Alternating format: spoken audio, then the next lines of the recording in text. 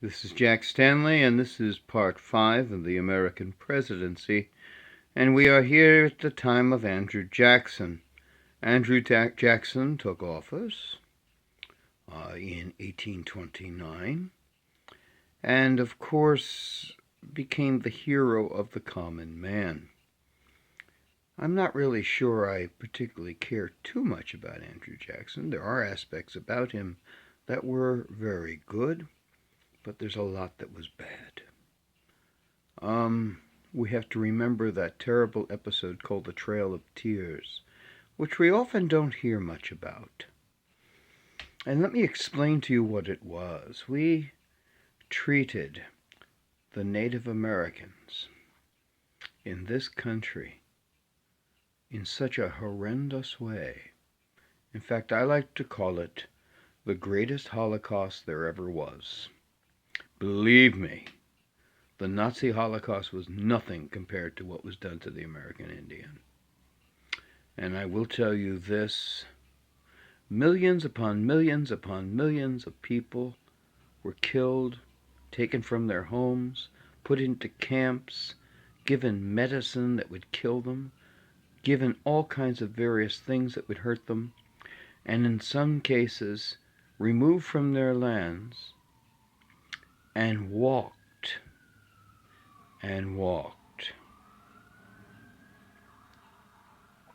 till they died.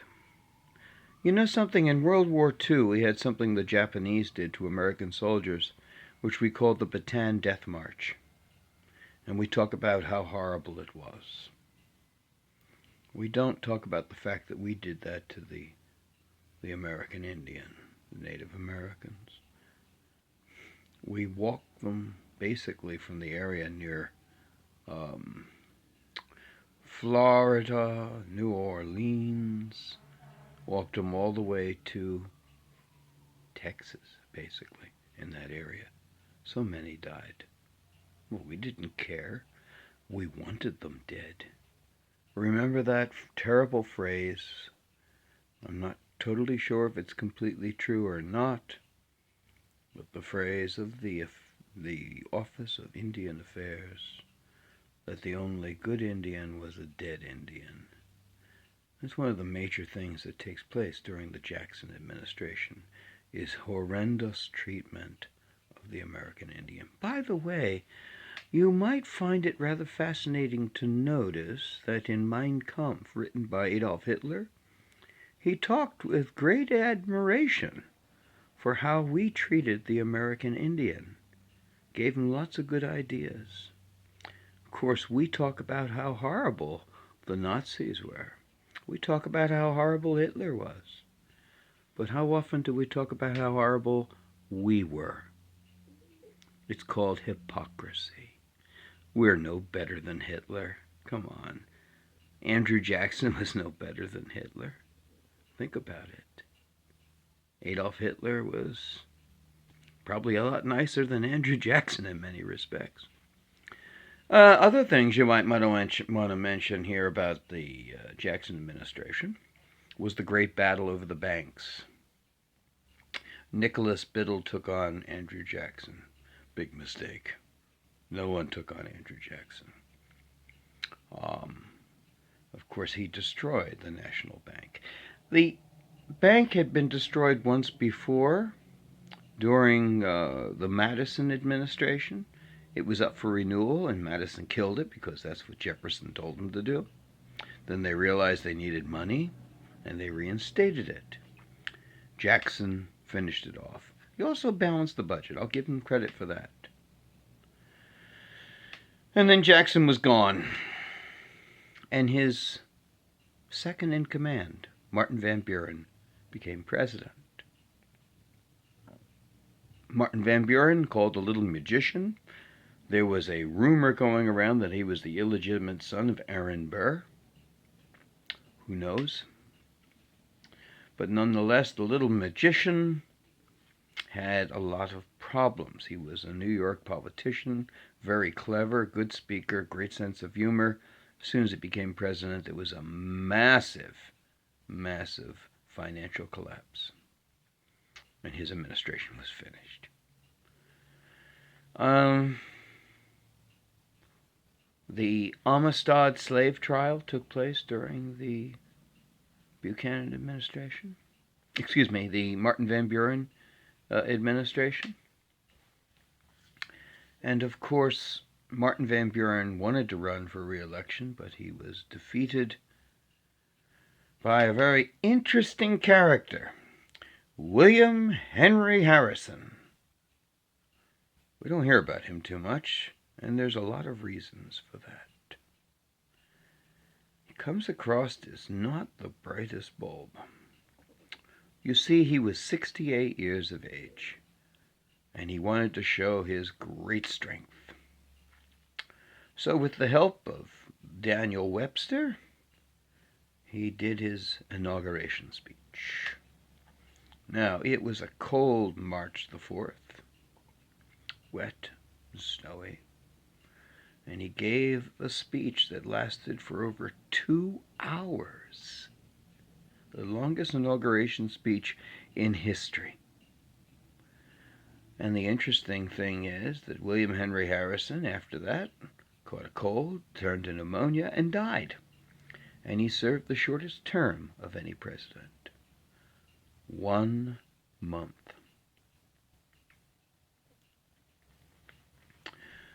I will jump back just for a second to Andrew Jackson. There was also an assassination attempt on him. Just happened to think of that. It was not successful.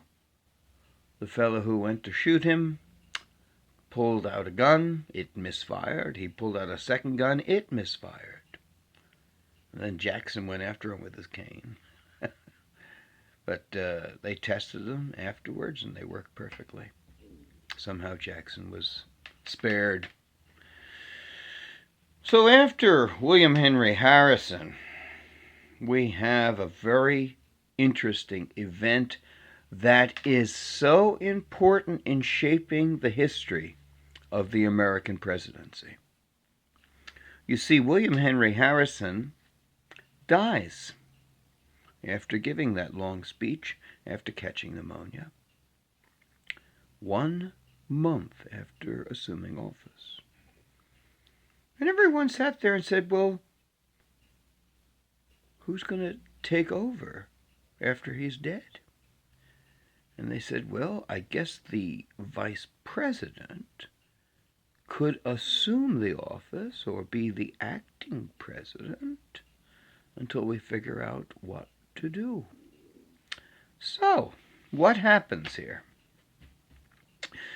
John Tyler is told that the president is dead.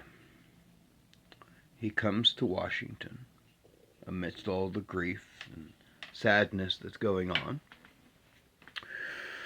And while this is going on, he is told by many people in government that he is the acting president until they decide what to do.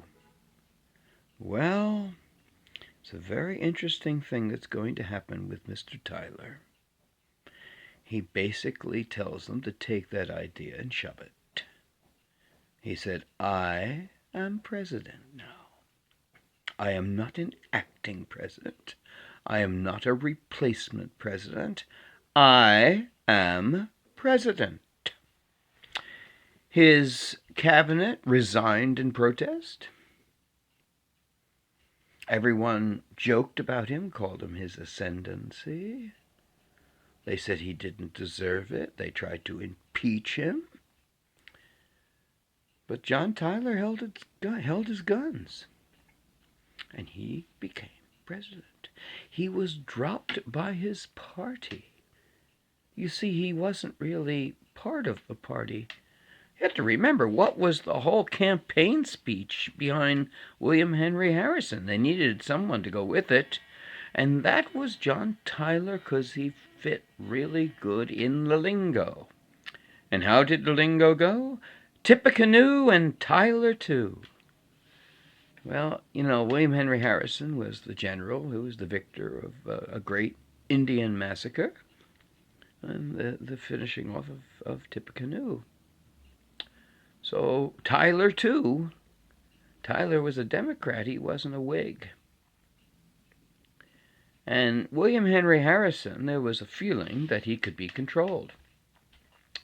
Of course, John Tyler was a very different opinion. They suggested things, and he said, no, that's not the way I'm going to do it. The Whig Party dropped him. Everybody hated him. In fact, he had no party at all. He didn't care. He did his job. This is very, very important because for the rest of the history of the American presidency is affected greatly by what John Tyler did. Because had John Tyler been a weak-kneed individual and bowed and bent to their desires, the whole succession of the presidency would have been screwed up. So, every time in our history in which a president has died, been assassinated, or incapacitated, which has not actually happened, except for one time, there has been an orderly succession. And that is because that succession has been due to the fact that John Tyler basically said, this is the way it's going to be. So everyone who has assumed the presidency after any of these events owes a very strong and deep bow of gratitude to John Tyler. A bit of an unsung hero in that regard. John Tyler was not offered re-election. He didn't even have a party. It's rather interesting. He also upset everyone. His wife died. And he was out in the Potomac with a number of his cabinet. And they were looking at a new gun on a ship called the USS Princeton. And the gun had been designed by a fellow by the name of Erickson, who we'll hear about later. And Erickson's gun, called the Peacemaker, they tested it, they wanted to show it, and it exploded. It killed a lot of people, including a number of members of John Tyler's cabinet. Julia Gardner was the daughter of one of his cabinet officials, was there. Her father was killed. Tyler looked after her, and the next thing you know, they get married. My, the tongues waggled, because you see, John Tyler was born in 1790, and his wife was born in the 1820s. And they said, this is not a very good thing. Now, John Tyler had a lot of kids with his first wife. And then he married Julia Gardner, Junior Tyler, after this. And they had, I think, 8 children. He produced more children than any president. Now, it's an